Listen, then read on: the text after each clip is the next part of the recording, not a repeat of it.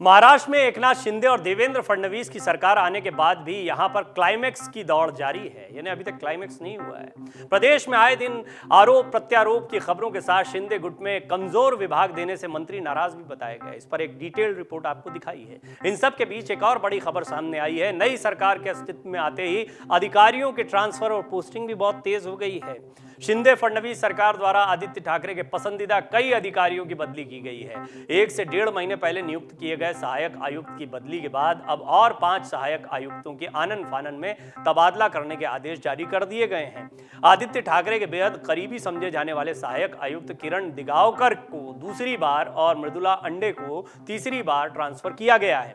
आपको बता दें कि पिछले 2 महीनों में मुंबई महानगर पालिका के अधिकारियों की धड़ाधड़ बदली से पालिका में अफरा तफरी देखी जा रही है। इससे मुंबई करों की समस्याओं के निपटारे में महापालिका द्वारा लापरवाही की मिसालें सामने आ रही हैं। कोविड काल में 0 केस तक मामला पहुंचाकर धारावी मॉडल को दुनिया भर में मशहूर करने वाले सहायक आयुक्त किरण दिगावकर को 2 महीने पहले जी नॉर्थ वार्ड से भाईखला के ई वार्ड में ट्रांसफर कर दिया गया था। अब एक बार फिर उनका ट्रांसफर पी उत्तर विभाग मलाड में किया गया है।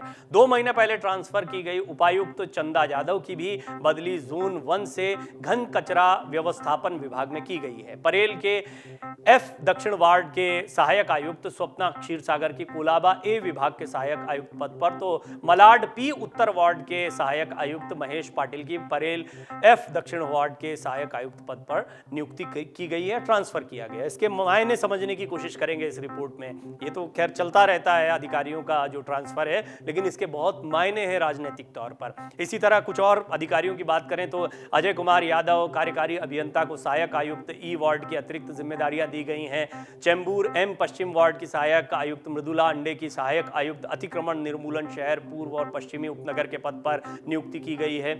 उनकी ये तीसरी बार बदली हुई है। इससे पहले वो घाटकोपर एन वार्ड में सहायक आयुक्त पद पर कार्यरत थी। इससे पहले बोरीवली और उत्तर वार्ड में काम करते वक्त उनका घाटकोपर ट्रांसफर कर दिया गया था। तो अब बात करते हैं कि किन अधिकारियों का प्रमोशन और किन का डिमोशन हुआ है। मुंबई महानगर पालिका के वरिष्ठ उपायुक्त विजय बालमवर को सह आयुक्त के तौर पर प्रमोट किया गया है। हालांकि बालमवर के हाथों में अब तक किसी विभाग की जिम्मेदारी नहीं दी गई है। उनके व्यापक अनुभव को देखते हुए उन पर कोई बड़ी जिम्मेदारी दिए जाने की बात कही जा रही है। घन कचरा व्यवस्थापन विभाग की उपायुक्त डॉक्टर संगीता हसनाले की वर्तमान जिम्मेदारियों को लेकर उन्हें परिमंडल 1 की उपायुक्त नियुक्त किया गया है। इस विभाग की उपायुक्त चंदा यादव को घन कचरा व्यवस्थापन की जिम्मेदारी दे दी गई है। इसमें कई अधिकारियों को आदित्य ठाकरे का करीबी माना जा रहा है। आदित्य ठाकरे का करीबी होना क्या इन अधिकारियों को भारी पड़ रहा है? दूसरा, जब भी सरकार बदलती है तो अधिकारियों के तबादले हमेशा सवालों के घेरे में रहते हैं। क्या अधिकारी किसी एक सरकार के प्रति ज्यादा समर्पित होते हैं, और ऐसे में फिर जनता का क्या? व्यवस्थाएं ठीक से नहीं चल रही हैं, काम ठीक से नहीं हो रहा है, इस तरह के आरोप कई बार लगते हैं। और जो काम चल रहे थे वो अधिकारियों के तबादले की वजह से या नए अधिकारियों के आने की वजह से हैम्पर होते हैं या उनमें कुछ परेशानियां आती हैं। इस तरह के सवाल भी खड़े होते रहे हैं। बहरहाल महाराष्ट्र की राजनीति यहीं रुकने का नाम नहीं ले रही है। अब ये राजनीति अधिकारियों तक पहुंच गई है। पहले सरकार बदली, मंत्रालय बदल दिए गए हैं। मंत्रालयों को लेकर अभी खींचतान चल रही है। बीजेपी के पास ज्यादा विधायक होने के बावजूद, उप मुख्यमंत्री पद होने के बावजूद ज्यादा बड़े मंत्रालय मौजूद हैं। और अगर देखा जाए एकनाथ शिंदे को तो मुख्यमंत्री तो हैं और उनके मंत्री भी बराबर की तादाद में बनाए गए हैं करीब करीब।